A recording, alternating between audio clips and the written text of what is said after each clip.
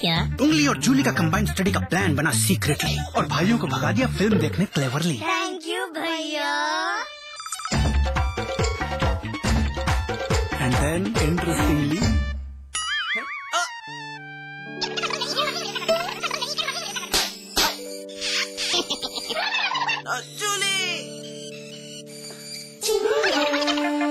Refreshing mini gums. आज ली क्या? हर कोई चाहता है रोग मुक्त जीवन।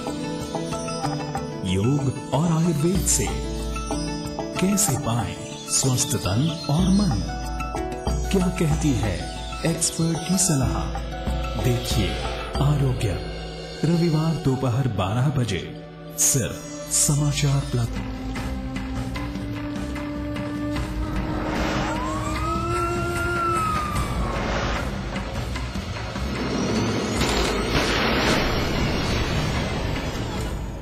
उत्तर प्रदेश बद से बदतर बन चुका है। कानून व्यवस्था बदहाल है। जनता की सुरक्षा व्यवस्था सिफर है। बदमाश बेरहम है। जनता बेबस है। लेकिन कोई भी सुध लेने वाला नहीं।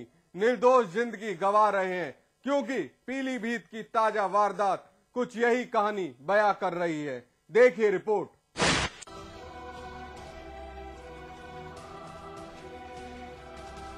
हरदोई का जिला अस्पताल के भीतर बदहवासी फैली है। मातम पसरा है। हर शख्स सन्न खड़ा है। पुलिस ने भी इस मातमी माहौल के बीच हाजिरी लगाई है। किसी के हाथ लहूलुहान है तो किसी के कपड़े खून से लथपथ। दर्द ही दर्द फैला है क्योंकि इन लोगों के बीच स्ट्रेचर पर पड़ा शख्स मौत की वो नींद सो चुका है जो अब कभी नहीं टूटने वाली है। किसी का साथी, किसी का भाई, हर कोई तड़प रहा है। नजदीक पुलिस बेबस खड़ी है क्योंकि अपराधियों की खौफनाक करतूत पर लगाम कसना इनके बूते से बाहर की बात है। कत्ल तस्वीर में दिख रहे मयंक शुक्ल का हुआ है जिसे एक के बाद एक 2 गोलियां मारी गई। बरौली गांव के पास जमीन विवाद में फायरिंग हुई। इसमें एक मयंक शुक्ला नाम की लड़की की डेथ हुई है और अशोक सिंह पे आरोप लगाया जा रहा है। पूरे मामले को मैं मौके पर जाके बता पाऊँ कैसे क्या घटना क्यों कैसे।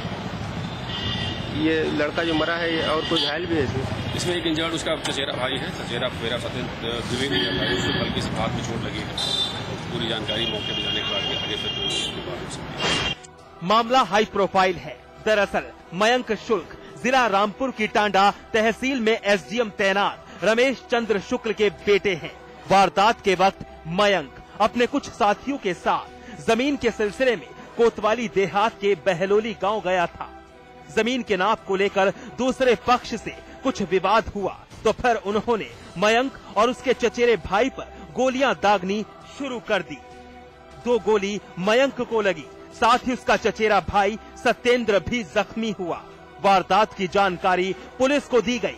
आनन फानन में जिला अस्पताल लाया गया जहां इलाज के दौरान मयंक की तो मौत हो गई और सत्येंद्र का इलाज जारी है। मयंक की मौत के बाद उसके साथी अशोक नाम के किसी शख्स पर कत्ल का इल्जाम लगा रहे हैं जो फिलहाल फरार हैं। पुलिस ने मुकदमा दर्ज कर अपनी तफ्तीश शुरू कर दी है। वहीं दिन दहाड़े हुई वारदात से इलाके में सनसनी है। आलोक चौहान, हरदोई, समाचार प्लस। कहीं कैद में कैदी खुदकुशी कर रहे हैं, कहीं उनकी हत्या हो रही है तो कहीं कैदी कैद से फरार हो रहे हैं। मगर सवाल लगातार पुलिस और प्रशासन की कार्य प्रणाली पर उठ रहे हैं। आखिर हो क्या रहा है? क्योंकि इस बार इलाहाबाद में कैदी वाहन से एक साथ 10 कैदी चकमा देकर भाग गए।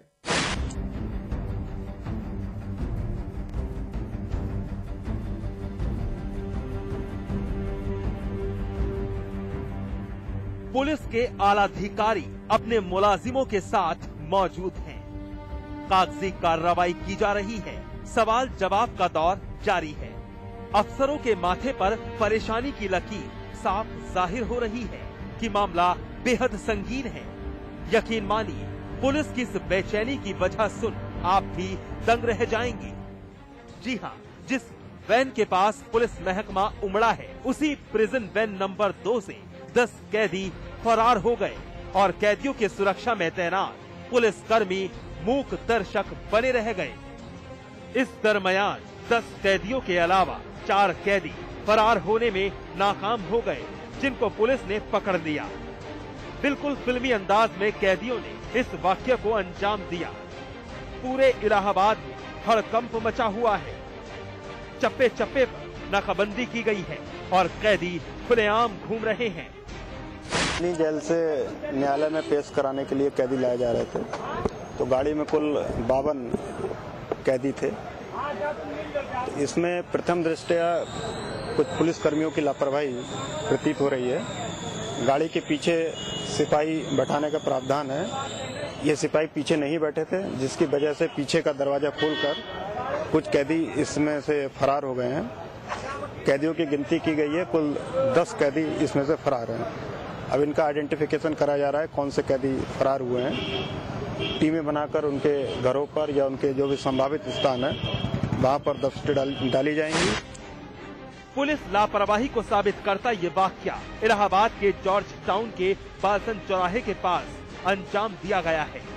Allahabad police Naini central jail से प्रिजन वैन नंबर 2 में सवार 14 कैदियों के साथ पेशी के लिए कैदियों को ले जा रही थी, लेकिन बालसन चौराहा आते ही कैदियों के हौसले बुलंद हो गए। सबसे चौंकाने वाली बात, वैन में 6 पुलिसकर्मी थे, जिसमें 5 ड्राइवर के साथ आगे बैठे हुए थे और सिर्फ 1 पुलिसकर्मी कैदियों के साथ था। फरार होने में नाकाम कैदियों के मुताबिक पीछे के दरवाजे पर ताला नहीं लगा हुआ था, जिसका फायदा कैदियों ने उठाया। लेकिन लापरवाह पुलिसकर्मियों ने इन आरोपों से पल्ला झाड़ दिया। टीमें लगी हुई है और लगातार चेकिंग चल रही है और इनकी गिरफ्तारी करने का प्रयास किया जा रहा है। घटना की जांच के आदेश दे दिए गए हैं। जो भी इसमें कर्मचारी की लापरवाही इसमें रही है, जिसकी वजह से कैदी भागे हैं, उनके खिलाफ सख्त से सख्त कार्रवाई की जाएगी। पुलिस अफसरों का मानना है कि सिक्योरिटी में तैनात पुलिस कर्मियों की लापरवाही की वजह से ही 10 कैदी फरार हुए हैं। फिलहाल फरार कैदियों की डिटेल्स निकाली जा रही है। पुलिस अफसरों ने दावा किया है कि जांच में दोषी पाए जाने वाले पुलिस कर्मियों के खिलाफ सख्त कार्रवाई की जाएगी। रविंद्र कुमार, इलाहाबाद समाचार प्लस। एनकाउंटर में आज बस इतना ही, लेकिन हमारी आपसे एक अपील, मुस्तैद रहिए। जुर्म की हर उस दस्तक को सुनिए जो कभी भी आपकी दहलीज पर दस्तक दे सकती है। नमस्कार।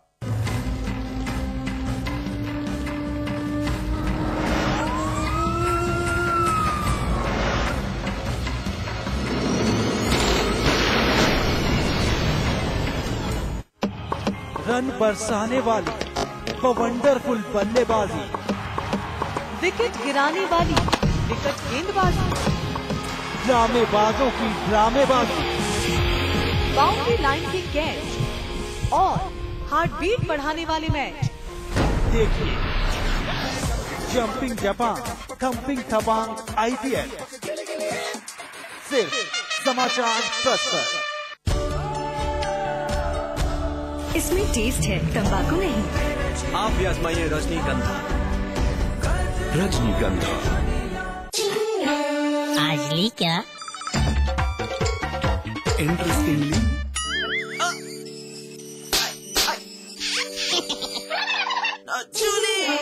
रिफ्रेशिंग मिनी गम। आज ली क्या? मैं चाहूंगा कि जब जब भी मेरा जन्म हो, वृंदावन की इसी पावन भूमि में हो। A unique project with world-class facilities just for you and your loved ones. Nalanda Leisure Sanskar City At Vrindavan. इलायची, खजूर, मिश्री, वाह, सब एक से बढ़कर एक है, मगर कोई अपना बड़प्पन नहीं जताता, है ना? रहो हमेशा पास पास। रियल एस्टेट, हॉस्पिटैलिटी, ज्वेलरी और संगीत के कारोबार का सबसे विश्वसनीय नाम GTM ग्रुप। सभी बड़े शहरों में टाउनशिप, कमर्शियल स्पेस और ग्रुप हाउसिंग का निर्माण करने वाला जाना पहचाना नाम।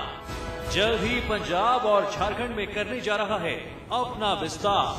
The destination of your aspirations, GTM, let's make it happen. स्वाद बड़ी चीज है, स्वाद से बढ़कर कुछ नहीं। तुलसी सादा पान मसाला। आपको देने ज्योतिष, वास्तु, तंत्र और रत्नों से जुड़ी सलाह। आ गए हैं फलित वास्तु एवं प्राच्य विद्या विशेषज्ञ पंडित दिवाकर शर्मा। आपके जीवन की हर बाधा को दूर कर उसमें बढ़ाने आनंद का प्रवाह। हमारे खास कार्यक्रम आपके सितारे में रविवार सुबह 8:30 बजे सिर्फ समाचार प्लस पर।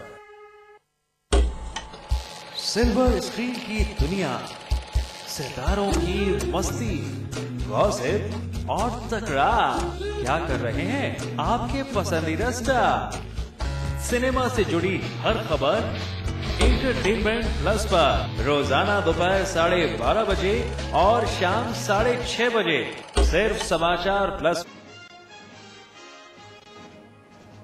दिल्ली के अरबपति नेता दीपक भारद्वाज मर्डर केस में बड़ा खुलासा। भारद्वाज की हत्या के लिए प्रतिभानंद को दी गई थी 6 करोड़ की सुपारी।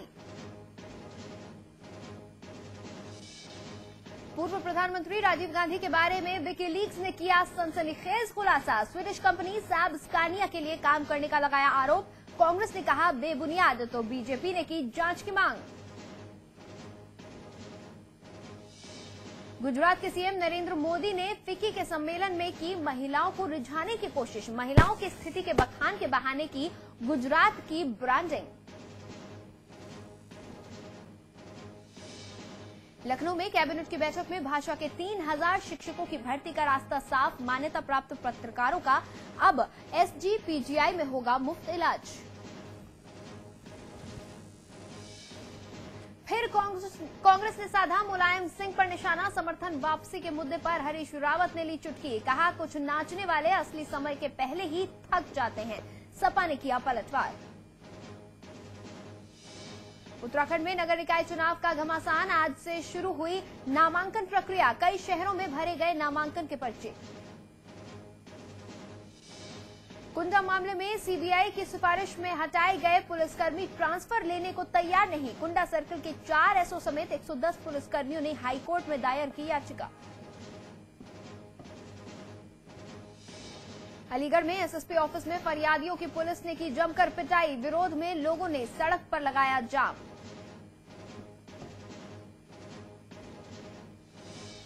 बहराइच में दरगाह बाजार में लगी आग पर पाया गया काबू। 50 से ज्यादा दुकानें जलकर राख। आक्रोशित लोगों के हंगामे के बाद स्थिति तनावपूर्ण। और इलाहाबाद में पेशी के लिए ले जाए जा रहे 10 कैदी फरार। पुलिस वैन का ताला तोड़कर हुए फरार। कई थानों की पुलिस तलाश में जुटी।